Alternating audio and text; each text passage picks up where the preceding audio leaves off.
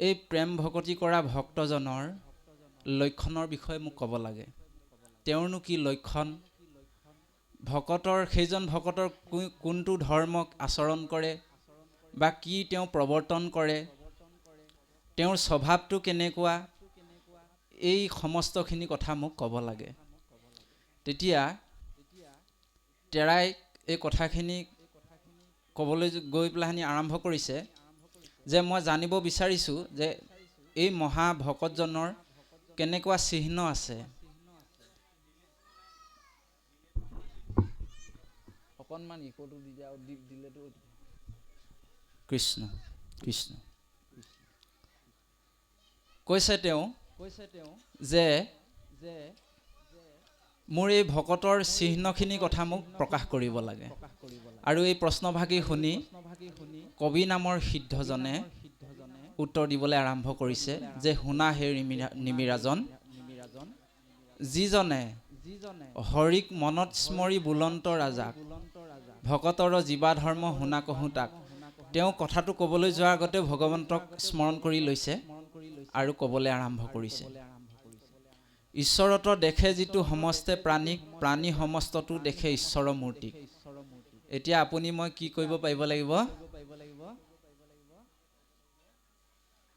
সমস্ত প্ৰাণীৰ শৰীৰতে ঈশ্বৰ মূৰ্তি দেখিব পাৰিব লাগিব দেই।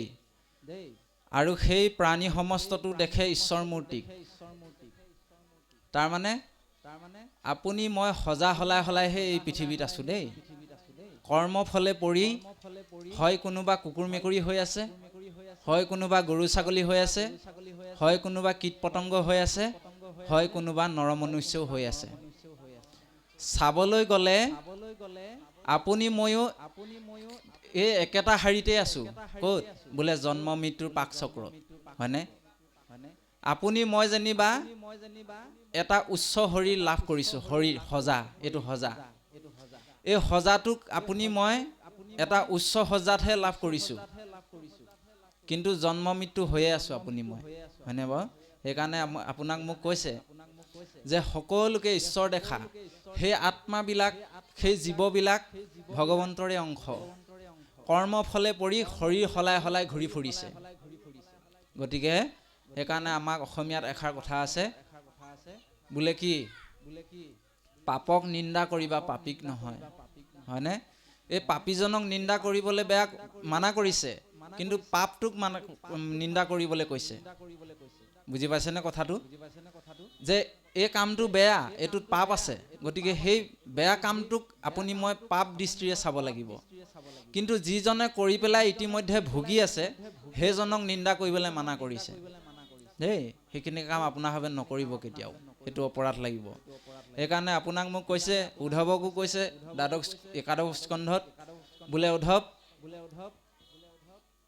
সমস্ত ভূতত ব্যাপী আছোঁ মই হৰি, সবাকো মানিবা তুমি বিষ্ণু বুদ্ধি কৰি। মই সকলোতে আছোঁ উদ্ধৱ, এই ভাৱনা লৈ তুমি ভক্তি প্ৰৱৰ্তন কৰিবা, হয়নে বাৰু? আৰু কি বুলি কৈছে? গুৰুজনাই লিখিছে, কুকুৰ চিগাল গদৰ ভৰু আত্মাৰাম, জানিয়া হবাকো কৰিবা প্ৰণাম, হয়নে? আকৌ ক'লে, দাতাত চুৰতৰ যেন দৃষ্টি একতুল, ব্ৰাহ্মণৰ চাণ্ডালৰ নিবিচাৰি কুল, দাতাত চুৰতৰ যেন দৃষ্টি একতুল। তাৰমানে আপোনাক মোক কৈছে সমতাৰ ভাৱ, সমভাৱ দেখা। সকলোকে ঈশ্বৰ ৰূপত আপুনি মই দেখিব পাৰিব লাগিব, হয়নে নহয়? আপোনাৰ মোৰ শৰীৰৰহে পাৰ্থক্য আছে, আত্মাৰ পাৰ্থক্য নাই। আপোনাৰ মোৰ দেহৰ পাৰ্থক্য আছে, কিন্তু আত্মাৰ পাৰ্থক্য নাই। আপোনাৰ মোৰ আত্মাটো এনেকুৱা এটা বিষয়, যিটো বিষয় নেকি এতিয়া আমাৰ শৰীৰটো বৃদ্ধ হৈছে, আত্মাৰ বৃদ্ধ নহয়। আত্মা নিত্য, শাশ্বত, সত্য আৰু অনিত্য, সনাতন বুলি কৈছে, হয়নে বাৰু? সেইকাৰণে এই আত্মাটোক আপুনি মই কোনো ধৰণৰ জুইয়ে পুৰিব নোৱাৰোঁ, কোনো ধৰণৰ পানীয়ে তিয়াব নোৱাৰোঁ, বায়ুৱে শুকুৱাব নোৱাৰোঁ, নৈনম চিন্দন্তি শস্ত্ৰাণি, অস্ত্ৰও কাটিব নোৱাৰোঁ। গতিকে এনেধৰণৰ নিত্য এটা আত্মা আপোনাৰ মোৰ শৰীৰত আছে, হয়নে বাৰু? সেইকাৰণে আপোনাক মোক আত্মা দৰ্শনলৈ আহিবলৈ দিছে। এতিয়া আমাৰ কিছুসকলে আইবাবে কি কয় জানে? বোলে এই আইসকলে ভাগৱত পঢ়িব নাপায়, নাযাব ওচৰলৈ, হয়নে? চুবই নিদিয়ে। ভাগৱতে কৈছে আইসকলে বেছিকৈ জানিব লাগে ভাগৱত। বোলে কেলে? আইসকলৰ হাতত ঘৰৰ চাবিটো আছে নাই বাৰু? ধন সম্পত্তি চাবিটোৰ কথা কোৱা নাই, পৰিয়াল ধৰা চাবিটো আইসকলৰ হাততহে আছে। গতিকে আইসকলে বেছিকৈহে গীতা ভাগৱত জানিব লাগে, হয়নে বাৰু? তেওঁ একেটা সময়তে কাৰোবাৰ পত্নীও হৈছে, কাৰোবাৰ মাতৃও হৈছে, কাৰোবাৰ ভগ্নীও হৈছে, কাৰোবাৰ, হয়নে নহয়, খুৰী পেহী সকলোখিনি হৈছে। গতিকে এটা ঠাইত থাকি তেওঁ কিমানখিনি চম্ভালিবলগীয়া হৈছে আপোনালোকে চিন্তা কৰকচোন। তেতিয়াহ'লে সেই আইগৰাকী ধৰ্মজ্ঞান বেছিকৈ লাগিব নাই বাৰু? বাপজনেতো বিভিন্ন জেগাত ফুৰি থাকে, কাম বন কৰি ঘৰ চলাই থাকে, হয় নহয়? কিন্তু আইগৰাকীয়ে, ভক্তি মাতৃ আইগৰাকীয়ে বেছিকৈ ভক্তি কথা জনাৰ প্ৰয়োজন আছে। সেইকাৰণে আপোনাক মোক কৈছে যে শৰীৰৰ পাৰ্থক্য, শৰীৰটোক আপোনাক মোক শৰীৰ ধৰ্ম এৰা, অৰ্জুনকো কৈছে শৰীৰৰ ধৰ্ম এৰা হে অৰ্জুন, আত্মাৰ দৰ্শনলৈ আহা। আমি সকলো আত্মা সমান, আমি সকলোৰে ভগৱন্ত বস্তুৰ নাম লোৱাৰ অধিকাৰ আছে, হয়নে? আপোনাৰ মোৰ আত্মাৰ কোনো ডিফাৰেঞ্চ নাই। সেইকাৰণে ইয়াক বৰ সুন্দৰকৈ কৈছে যে আপুনি মই সকলোকে ঈশ্বৰৰ অংশ, এই ভাৱনা আপুনি মই ৰাখিব পাৰিব লাগিব। তাৰপিছত ক'লে হেন যিটো দেখে সিটো মহাভাগৱত, সমস্তে ঐশ্বৰ্যব্যাপী আছে জগতত, হেন যিটো দেখে সিটো মহাভাগৱত। গোটেই বিশ্বতেই যে ভগৱন্ত আছে, এই ভাৱনাটো যেতিয়া কৰিব পাৰিব তেতিয়াহ'লে সেইজনক মহাভাগৱত বুলি কোৱা হৈছে। এতিয়া প্ৰহ্লাদক কেলে মহাভাগৱত বুলি কয়নো? সেইটোৱে কাৰণ, হয়নে নহয়? তেওঁ সকলোকে ঈশ্বৰ দেখিবলৈ পাৰি, মানে তেওঁৰ শক্তি হৈছিলে, দৃঢ় বিশ্বাস হৈছিলে। প্ৰহ্লাদে ক'ব পাৰিলেহেঁতেন বোলে মা শৰীৰতো ভগৱন্ত আছে, বোলে এইসকলৰ চবৰে শৰীৰতে ভগৱন্ত আছে, হয়নে? প্ৰহ্লাদে ক'ব পাৰিলেহেঁতেন মোৰ শৰীৰতো ভগৱন্ত আছে, কিন্তু তেওঁ মৰ্যাদা ৰাখি পিনি কথা এটা কৈছে। মাকৰ শৰীৰতো যদি ভগৱন্ত আছে বুলি ক'লেহেঁতেন মাকক অত্যাচাৰ কৰিলেহেঁতেন, হয়নে? গতিকে লৈ চাওক এজন ভক্তৰ চিন্তাটো কিমান উচ্চ খাপৰ হয় বাৰু। সেইকাৰণে ভকতসকল বহুত পৃথক, বহুত পৃথক, বৈষ্ণৱসকল বহুত পৃথক। আপোনাৰ মোৰ চিন্তাধাৰাৰ লগত তেৰাসৱৰ চিন্তাধাৰা নিমিলে। সেইকাৰণে তেওঁ ক'লে যে এই জড় পদাৰ্থটো ভগৱন্ত আছে, হয়নে বাৰু? গৈ পেলাই সেইটোকে আক্ৰমণ কৰিলে, মাৰিলেগৈ। গতিকে আপোনাৰ মোৰ চিন্তাটো তেনেধৰণে হ'ব লাগিব যে দৃঢ় বিশ্বাস লাগিব সকলোতে ভগৱন্ত আছে। তাৰপিছত ক'লে একান্তে কৰয় প্ৰেম যিটো ঈশ্বৰত, মিত্ৰতা আচৰে হৰি ভকত হবত। একান্ত মানে যিসকলে প্ৰেম ভাৱনা লৈ ভকতসকলৰ লগত মিত্ৰতা স্থাপন কৰে, ভকতসকলকে সুহিত বুলি ভাবে, হয়নে?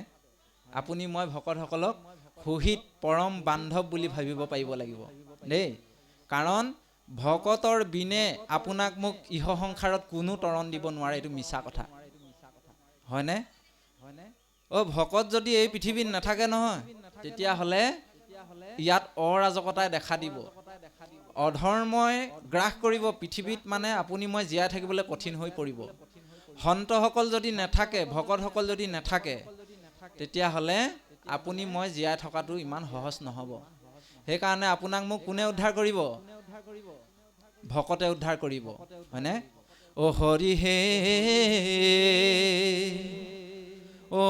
কিনো ভাগ্য মিলালাই আমাৰ,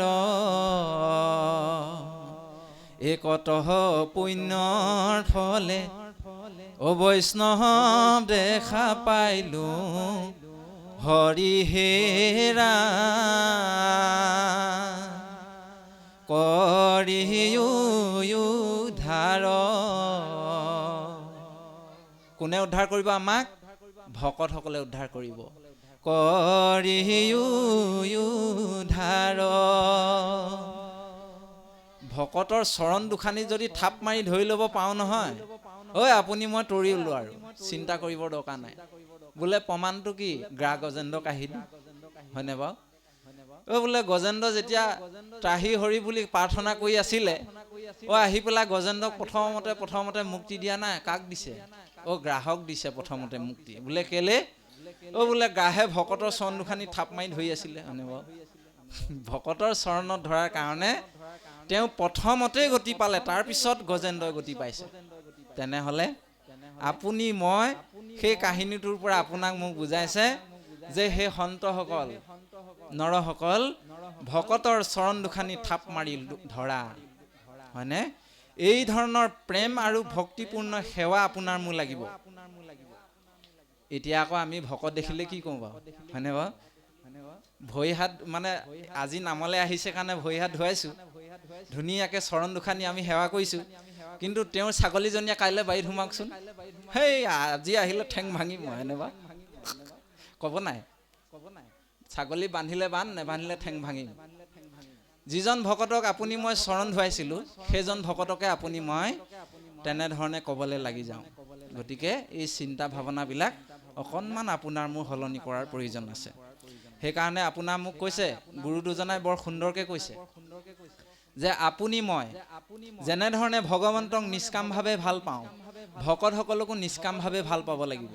আৰু ভগৱন্তক কেনেধৰণে নিষ্কামভাৱে ভাল পাম, ইয়াত কৈছে যে মিত্ৰতা আচৰে হৰি ভকতত, ভকতসকলেই মোৰ সুহিত, প্ৰেম ভাৱনা সকলো, এই ধাৰণাটো ল'ব লাগিব। তাৰমানে আপুনি ল'ৰা ছোৱালীকেইটাক যিকণ ভাল পায় তাতোতকৈ বেছিকৈ ভকতক ভাল পাব লাগিব বুলি কৈছে। ভকতৰ প্ৰতি শ্ৰদ্ধাটো বেছি হ'ব লাগিব, আৰু সেই ভকতে ভগৱন্তক আপোনাক মোক দেখুৱাই দিব, হয়নে? বোলে একান্ত ভকত কোন?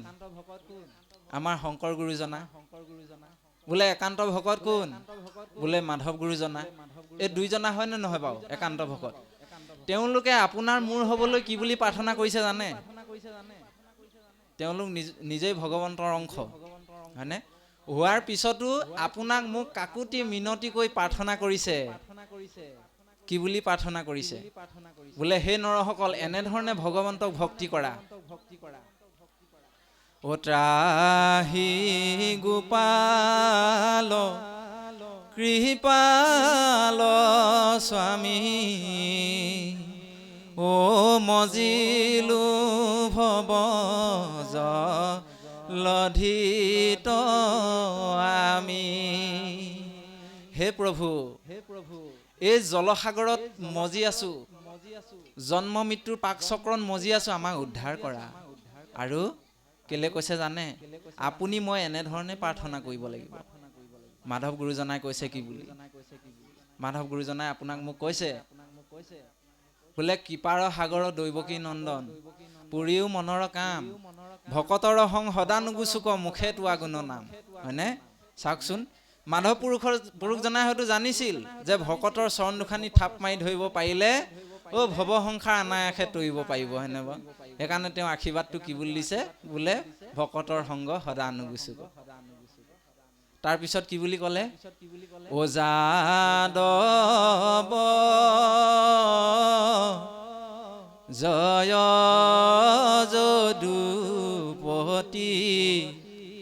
তোমাৰ চৰণে লাগো, শ্ৰৱণ কীৰ্তন নিৰ্মল ভকতি, কাকুতি কৰিয়া মাগো। শ্ৰৱণ কীৰ্তন নিৰ্মল ভকতি, কাকুতি কৰিয়া মাগো, হয়নে? গতিকে আপুনি মই ভকতসকলৰ চৰণত থাপ মাৰি ধৰি এনেধৰণে প্ৰাৰ্থনা কৰিব পাৰিব লাগিব দেই। ইয়াতে কৈছে বৰ সুন্দৰকে। তাৰপিছত ক'লে অজ্ঞক কৰোণা ক্ষমা কৰে বিপক্ষত, সেহিজন জানিবা মধ্যম ভাগৱত। অজ্ঞজনক কৰোণা কৰে, ক্ষমা কৰে, বিপক্ষক ক্ষমা কৰে। সেইকাৰণে আপোনাৰ মোৰ ক্ষমা গুণ লাগিব, কৰোণা ভাৱ লাগিব। সেইজনক মধ্যম ভাগৱত বুলি কৈছে, মধ্যম ভকত বুলি কৈছে। নুপুজে ভক্তক মান্য নকৰে প্ৰাণীক, একে প্ৰতিমাত্ৰ মাত্ৰ আৰাধে হৰিক। সেহিজন জানিবাহা প্ৰাকৃত ভকত, আৰুহ হৈ আছে তেওঁ ভক্তিৰ পথত। এইজনেও যদি ভগৱন্তক ভক্তি কৰিছে, বোলে আনক মান্যতা নকৰে, কিন্তু বোলে ভগৱন্তক প্ৰতিমাত আৰাধনা কৰে, সেইজনো বোলে প্ৰাকৃত ভকত বুলি কৈছে। অনুক্ৰমে উত্তম হৈবেক সিউজন একোমতে নুহে জানা নিন্দাৰ ভাজন। গতিকে সেইজনীও এনেধৰণে লাহে লাহে আহি আহি মোৰ উত্তম ভকত হ'বলৈ সক্ষম হ'ব। গতিকে তেওঁকো নিন্দা কৰাৰ প্ৰয়োজন নহ'ব বা নিন্দাৰ পাত্ৰ নহয়। ত্ৰিবিধ ভকতি এহি কহিলো নিপতি তাসম্বাৰ চিহ্ন আৰু শুনিও সম্প্ৰতি। গতিকে এই ত্ৰিবিধ প্ৰকাৰৰ ভকতৰ লক্ষণৰ কথা মই তোমাক ক'লোঁ। গতিকে এতিয়া তেৰা খবৰ চিহ্ন, এই ভকতৰ চিহ্নটোৰ কথা মই তোমাক কওঁ শুনা।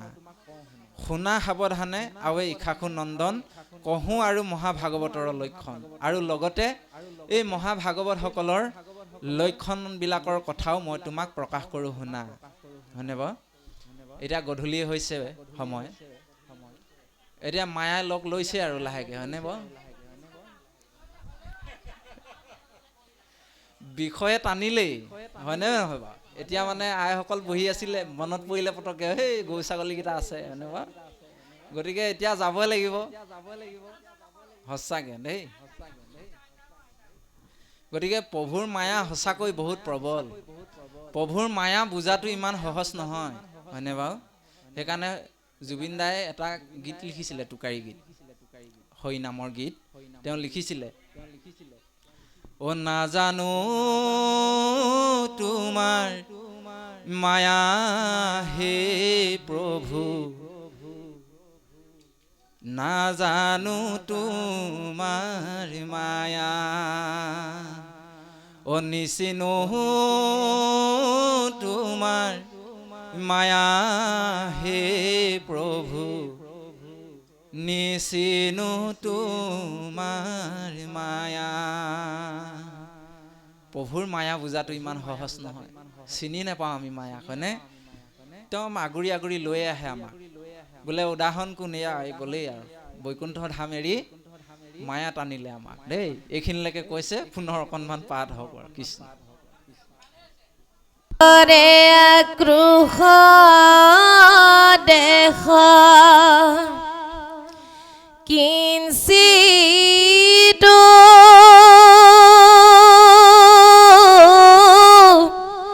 মনত সেহি জন জানি বাউ তম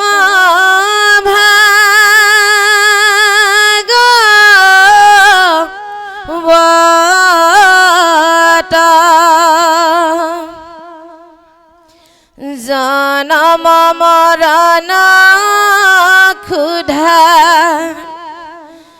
তৃষ্ণা ভয়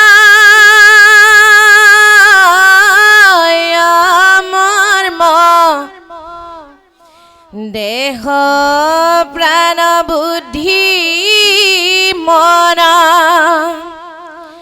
ইন্দ্ৰিয়